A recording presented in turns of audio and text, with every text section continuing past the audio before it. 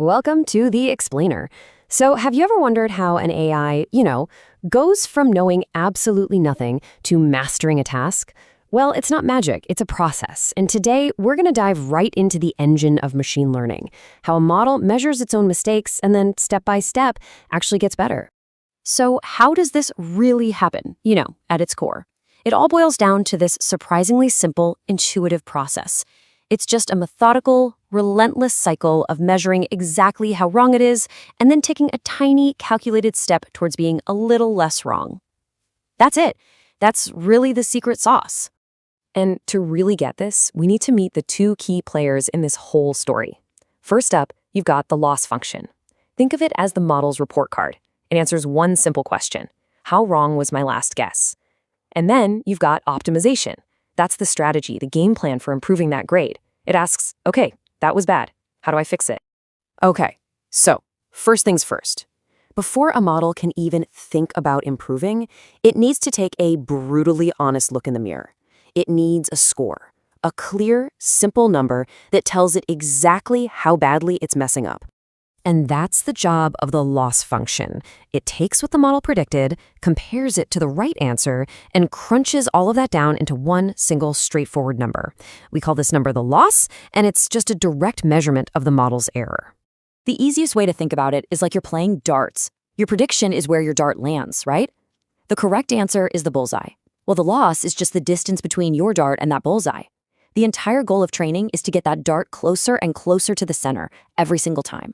And in this game, a lower score is always, always better. A huge loss score means your dart is like way off in the corner of the board. A loss score of 0, that means you hit the bullseye, a perfect prediction. Now, in the real world, getting a perfect 0 is incredibly rare, but that's always the target we're shooting for. And what's really fascinating here is that we don't always measure that distance to the bullseye in the same way. It totally depends on the problem you're solving.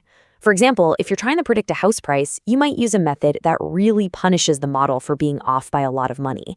But if you're trying to tell if a picture has a cat in it or not, you'd use a totally different method, one that rewards the model for being super confident when it gets the answer right. So the model has its score. It knows it got a, let's say, 7 out of 10 on the wrongness scale.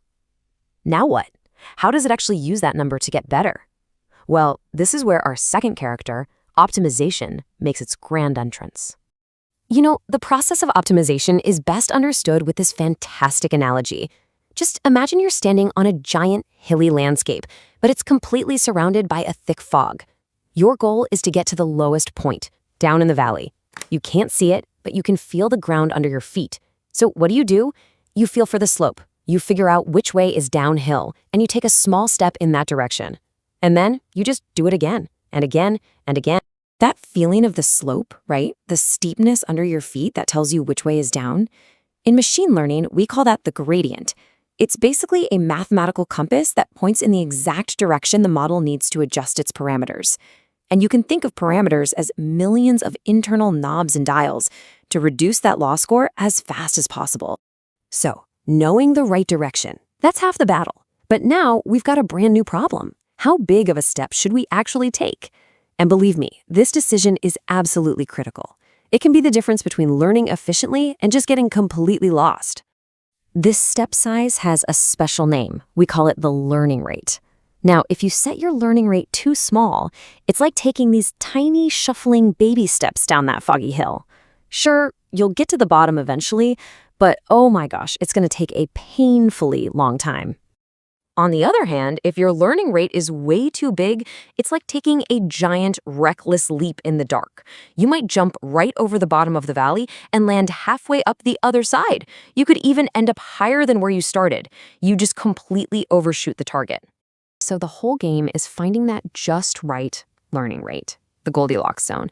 It lets the model take confident, meaningful steps downhill, making progress quickly and efficiently without going haywire. Honestly, turning this one value is one of the most important things you do when you're training a model. Okay, so we've met our key players, we've understood the main ideas. Now, let's put it all together and watch the entire journey, this elegant dance between loss and optimization that we call the training loop. And here it is, the whole process in 5 steps. It starts with number 1, the model makes a guess. Then, step 2, we use that loss function to calculate how wrong it was. Next up, step 3, we compute the gradient to find that steepest downhill path. After that, step 4, we update all those little internal knobs and dials by taking a small step in that direction. And finally, the most important part, step 5, repeat. You do this over and over and over again, thousands, sometimes millions of times. And with every single cycle, the model gets just a tiny bit smarter. Now, of course, that foggy hill analogy is a bit of a simplification. In the world of deep learning, where you have models with billions of these parameters, the landscape of the loss isn't just one simple, smooth valley. Oh no, it's way, way more complex.